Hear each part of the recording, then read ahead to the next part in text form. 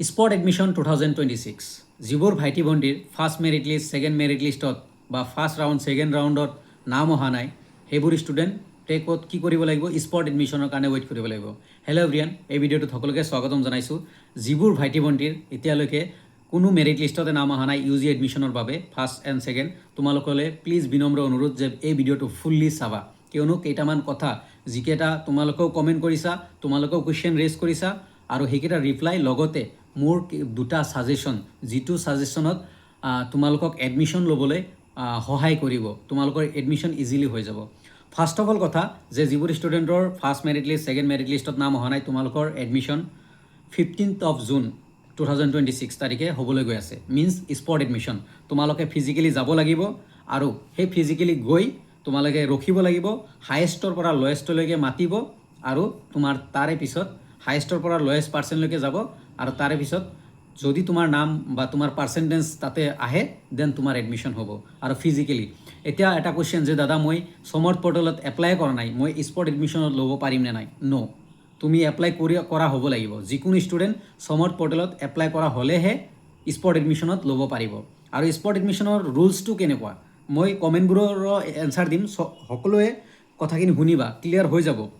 চ' suppose physics ডিপাৰ্টমেণ্টত physics অনাৰ্ছত 5খন seat আছে, বাকী জেনেৰেলৰ 5খন ছিট আছে। জেনেৰেলৰ 90ৰ পৰা 100ৰ ভিতৰত মাতিব, 90ৰ পৰা 100ৰ ভিতৰত কোন আছা? ছাপ'জ এজন আহিল এডমিশ্যন ল'লে, বাকী ৰ'ল 4টা ছিট। তাৰপিছত 80ৰ পৰা 90লৈকে কোন আছা? 80ৰ পৰা 90লৈ ছাপ'জ দুজন আহিল, দেন দুজনৰ এডমিশ্যন হ'ল। কিমানজন গ'ল? 3জন গ'ল, 3টা ছিট গ'ল। এতিয়া নেক্সট 70ৰ পৰা 80, ছাপ'জ 4জন আহিল, সেই 4জনৰ ভিতৰত টপ দুখন ছিট আছিলে, চ' দুখন টপ দুজনক দিব। চ' এনেকৈ প্ৰচেছত এডমিশ্যন হ'ব হায়েষ্টৰ পৰা লয়েষ্টলৈকে। আৰু কেটেগৰী চাব যে জেনেৰেলত কিমান ছিট বাকী আছে, এছ চিত কিমান ছিট বাকী আছে, চ' সেনেকৈ এডমিশ্যন হ'ব। এতিয়া স্পৰ্টৰ কাৰণে এপ্লাই কৰিব লাগিব নেকি এক্সট্ৰাকৈ? ন', কোনো ষ্টুডেণ্টে স্পৰ্টৰ কাৰণে এপ্লাই কৰিব নালাগে। বাট ইয়েছো আছে যে মেজৰ যদি চেঞ্জ কৰা, যদি মেজৰ চেঞ্জ কৰিব খোজা, ছাপ'জ তুমি আগতে জিঅ'গ্ৰাফিত কৰিছিলা, এতিয়া ইকনমিক্সত কৰিব মন আছে, দেন স্পৰ্টৰ কাৰণে চেঞ্জ কৰিব পাৰিবা। স্পৰ্টৰ আগত 15 তাৰিখৰ আগত চেঞ্জ কৰিব পাৰিবা, এইটো চেঞ্জ কৰিব পাৰিবা। তো সেইকাৰণে নতুনকৈ মেজৰ চেঞ্জ কৰিব পাৰিবা। অ'কে, গ'ল। এতিয়া আহিছোঁ মোৰ আইডিয়াটো, মই অলৰেডি ভিডিঅ'ত দিছোঁ, এগেইন মই জনাবলৈ লৈছোঁ। তোমালোকে যিমান ভাইটি ভণ্টি আছা, তোমালোকৰ যিবোৰ ষ্টুডেণ্টৰ ফাৰ্ষ্ট ছেকেণ্ড মেৰিট লিষ্টত অহা নাই, স্পট এডমিশ্যনত যাবই লাগিব, ফিজিকেলি যাব লাগিব। আৰু তোমালোকৰ হাতত আছে এটা দিন, 15th of June, বেলেগ আৰু এক্সট্ৰা দিন নাই। চ' তোমালোকে যিকোনো এখন পাৰফেক্টলি এখন কলেজত যাব লাগিব, য'ত গ'লে তোমাৰ এডমিশ্যন হ'বই। সেইকাৰণে দুটা চলিউশ্যন। ফাৰ্ষ্ট অফ অল কথা, তোমালোকৰ পাৰ্চেণ্টেজ যিমান আছে, তোমাৰ পাৰ্চেণ্ট ছাপ'জ 65 আছে, তোমাৰ মেৰিট লিষ্টত নাম অহা নাই, এনেকুৱা এখন তুমি 5খন কলেজত বা 6খন কলেজত এপ্লাই কৰি থৈছা, সেই 5-6খন কলেজৰ তোমাৰ কাট অফ এনেকুৱা দেখা যে কোনখন কলেজৰ কাট অফ হায়েষ্ট কম গৈছে, আৰু তোমাৰ পাৰ্চেণ্ট ছাপ'জ তুমি 5খন কলেজ কৰিছা, 1 2 3 4 5, 3 নম্বৰ কলেজত কি হৈছে? 3 নম্বৰ কলেজত 69 কাট অফ গৈছে বা 68 কাট অফ গৈছে, তোমাৰ আছে 65।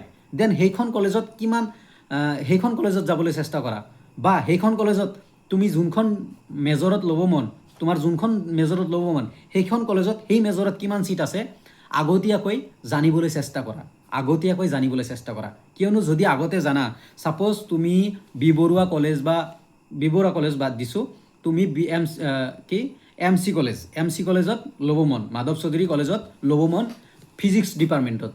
তুমি যদি আগতীয়াকৈ জনা ফিজিক্স ডিপাৰ্টমেণ্টত ছিট আছে 10খন, দেন কাট অফ গৈছে 75 আৰু তোমাৰ পাৰ্চেণ্টেজ 70, দেন অভিয়াছলি 10খন তোমাৰ চান্স বেছি আছে।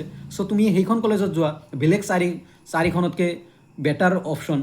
মানে 6খন কলেজ এপ্লাই কৰিছা, চ' বেটাৰ যোনখন কলেজ মানে হায়েষ্ট য'ত ছিট আছে আৰু তোমাৰ পাৰ্চেণ্টেজৰ ওচৰে কাট অফ যিমান ওচৰে গৈছে যোনখন কলেজত, সেইখন কলেজত যাবলৈ চেষ্টা কৰা, যাতে তোমাৰ এডমিশ্যন ইজিলি হৈ যায়। কিয়নো এটা দিনত তোমালোকে গোটেইকেইখন কলেজত যাব নোৱাৰিবা। ব্ৰাদাৰ্ছ এণ্ড ছিষ্টাৰ, মোৰ ভাইটি ভণ্টিসকল, তোমালোকে সেনেকুৱা এখন কলেজ চুজ কৰা। প্ৰথমে তোমালোকে কোন ডিপাৰ্টমেণ্ট কৰিছা সেইটোত, ছাপ'জ ফিজিক্স ডিপাৰ্টমেণ্ট, এগেইন কৈছোঁ ফিজিক্স ডিপাৰ্টমেণ্টত কিমান ছিট আছে, যিকোনো কলেজ ফিজিক্স ডিপাৰ্টমেণ্ট কৰিছা, এক্সাম্পল হিচাপে ফিজিক্স ডিপাৰ্টমেণ্টত কৰিছা, ফিজিক্স ডিপাৰ্টমেণ্টত কিমানখন ছিট আছে সেইটো চেক কৰা। যদি এখন ছিট আছে দেন তোমাৰ percentage 65, cut off last cut off গৈছিল 75, গৈ লাভ নাই, তুমি নোপোৱা, তোমাৰ আগত বহুত পাৰ্চেণ্ট কোনোবাই আহিবই। চ' ছাপ'জ 10খন আছে, তোমাৰ কাট অফ গৈছে 75, তোমাৰ কাট অফ আছে, তোমাৰ পাৰ্চেণ্ট আছিলে 73, 2% ডিফাৰেঞ্চ, দেন তুমি যোৱা, অভিয়াছলি তুমি পাবা। চ' এইটো বস্তু বুজিছা নে নাই তোমালোকে কমেণ্টত জনাবা। স্পট এডমিশ্যন যিবোৰ ষ্টুডেণ্টৰ নাম অহা নাই, আৰু অতি সোনকালে মই লাগিলে গুগল মিট কৰিম বা গুগল মিটত তোমালোকক বুজাবলৈ চেষ্টা কৰিম, যাতে তোমালোকে এখন কলেজত এডমিশ্যন পোৱা, যাতে কিবা কৰি এডমিশ্যন পোৱা, যিসকলৰ পাৰ্চেণ্টেজ কম কিবাকৈ যাতে এডমিশ্যন পোৱা, যাতে তোমালোকে নিজৰ ষ্টাডি কণ্টিনিউ কৰিব পাৰা।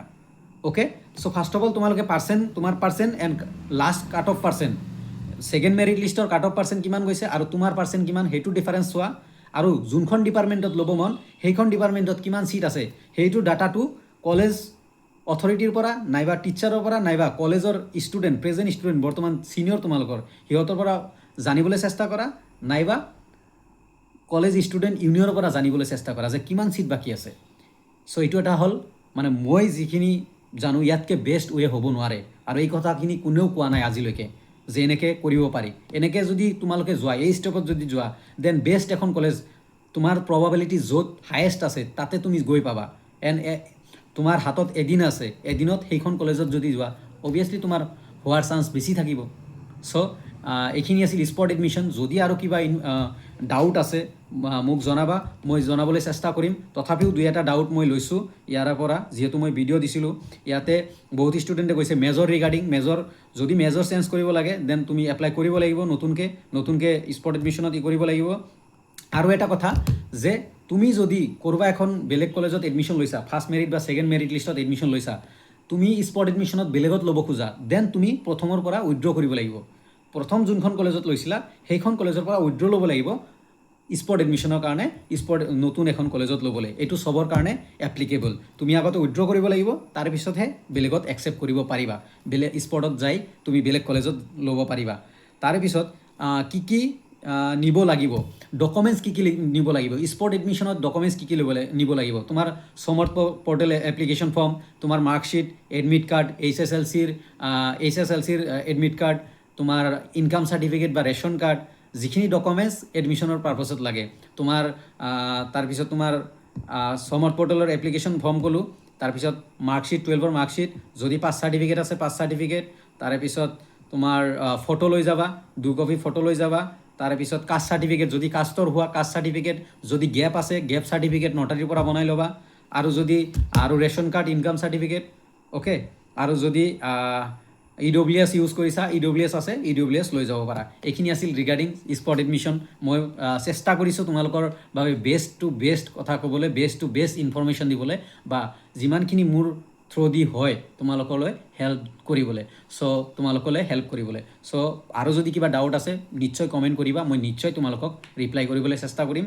নাইবা কুইক ইনফো অচিndo ইনষ্টাগ্ৰাম আছে, তাতো মেছেজ কৰিব পাৰা, কুইক ইনফো অচিndo, আৰু তাতো মেছেজ কৰিব পাৰা, নাইবা কুইক ইনফো অচিndo ফেচবুক পেজ আছে, তাতো মেছেজ কৰিব পাৰা।